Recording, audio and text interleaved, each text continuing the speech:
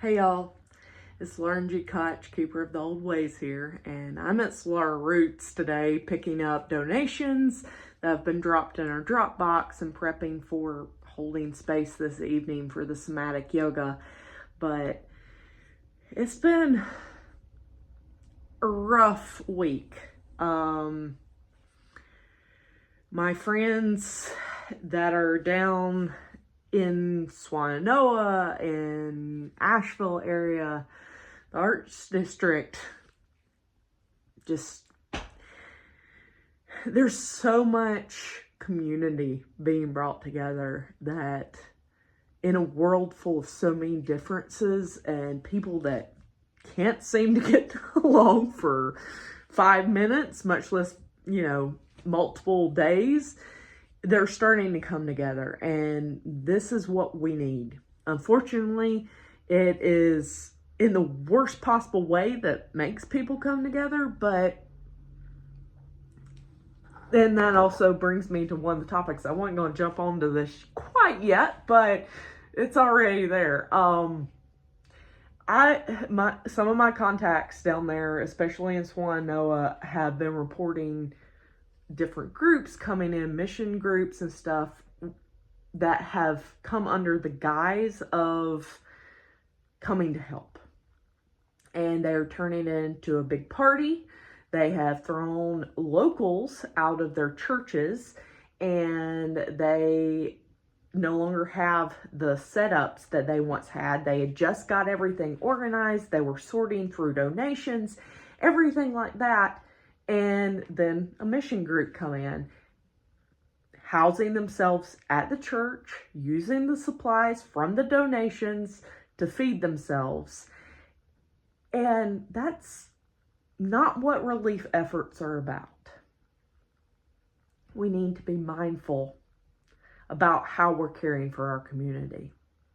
We need to be able to be self-sufficient in this specific situation. They have no waste system right now. They're asking people to literally, if you are bringing donations, be prepared to help us carry out things to go to dump sites, because there's no place to put it. They don't even have places to stockpile and store the donations for long term. And they are already afraid and know that it's coming, that people are going to stop having interest in this. Attention spans only go so long. I get it. I'm neurodivergent. But in this situation, with yet another 1,000-year storm coming up against Florida, it's going to be very easy for people to forget Appalachia. Appalachia is often forgotten anyway, and made fun of, and from our voice, from our cooking, from everything. But there's one thing about it. We're Appalachian strong. We take care of our own. And this is going to be not just months of recovery, but years of rebuilding. Some places will never be the same. And we have to try to alleviate as much hardship and get these folks back on their feet as quickly as possible. There's already rumors of media losing interest because Asheville's starting to get okay. And of course they are. They're the biggest tourist city in the Blue Ridge, other than Gatlinburg and Pigeon Forge, right? It is a destination. And so what I'm asking people is, if you had a plan to go on vacation or something, and the cabin, the Airbnb, your vacation rental was in the affected area, especially in the worst areas, please keep your reservations if at all possible. Donate your money to these people that have lost absolutely everything. Even if it's just your reservations, your deposit. If you can, if they send that money back, Figure out how you can donate directly to their community, to their Venmo, somehow give back. If you don't already have something planned, maybe find a rental in the region outside of the most affected area, because there's still a lot of areas that weren't so drastically affected. They're still functioning. And go camp, go rent a cabin, support them, and go volunteer, but actually go do work. Don't just go throw a party. Don't use their resources. Bring your stuff in and pack stuff out. Okay? What I'm doing, I've got donations here. I'm going to drop them off with my friends that are transporting down on Thursday, and I'll just keep doing that. Art for Appalachia is kicking off. I've decided that Keeper of the Old Ways is going to be a foundational thing. Of course, it is me. But I have decided that it's going to take me a little bit of time to get all of this set up, plus get the artwork that I had started designing finished. So the artwork, the artist prints that are already currently in the online apothecary, 50% of all of those proceeds are going to go directly into funding Art for Appalachia and getting it set off the ground. I'm looking for sponsors. Doesn't matter what kind. If you feel led, you could just drop $25, $10, whatever my way, and start getting this off the ground. The big plan is to work with sticker makers, t-shirt printers, fine art print people, any kind of people that do merch, to alleviate the financial thing that goes into actually ordering the materials to then ship to the auction and stuff like that.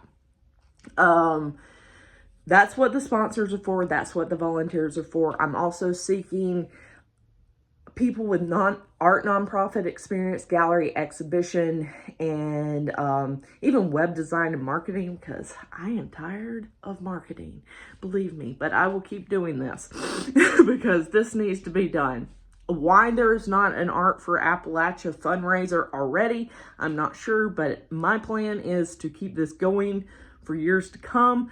So I want to establish this as something that can continue to grow with the needs of Southern Appalachia as well as the full region, because there are so many areas that have been forgotten. West Virginia, Kentucky, on up. We need forms of education. We need books. We need better nutrition and healthcare. All the things. I know I'm preaching to the choir. And if this is the first time you're hearing it, DM me and I can tell you all the things. But anyway, that's what's going on with that. And besides that, if you are an artist and you have something that you would like to donate, or you would like to do a work that is inspired by everything that's happening, please get started. I'm looking for all kinds of donations as far as that. If it's on your heart, do it. I've been talking to tattoo artists that were wondering, like, hey, can I contribute in more ways than just like sticker designs and stuff like that? I'm like, absolutely. If you want to donate a full tattoo session, whatever, we'll make it work. So I'm still looking at different website options. I've had a couple of people reach out, tell me which portals and auction websites that they've used that all sound great. I just need to sort of like organize and figure out which one's going to work best. And I'm also meeting with several gallery owners here in Frederick area to start working on a juried regional exhibition of like the tri-state area artists that are donating, just to add that extra layer of, you know, exposure, sharing with people in communities that might not have even heard that this has happened as harshly, as devastatingly as it has, right? And my hope is to get other galleries along the Appalachian mountain range and wherever that want to help with this to start doing pop-up juried exhibitions in different regions. That way it's like, if you're from Georgia, South Carolina, North Carolina, you can be in a group. Frederick, Maryland, West Virginia, Virginia, Pennsylvania, that sort of thing, if that makes sense. So please, please, please, please help me get the word out about this. If you don't believe me at this point about my sincerity, check out my CV for my qualifications. I have been an artist for over 30 years. I am a clergy member. I've been serving my community for 18 something years in various capacities, and I've worked with art nonprofits for well over 15 years. So this is not something that I'm doing to benefit myself at all. It's been many sleepless nights trying to get this up and going. So just from the bottom of my heart, know that I am completely sincere. I have a couple of other sponsors there joining me, including Barnstone Gallery in Thurmont. And we're going to make this thing happen. We're going to keep building hope for a community that has just been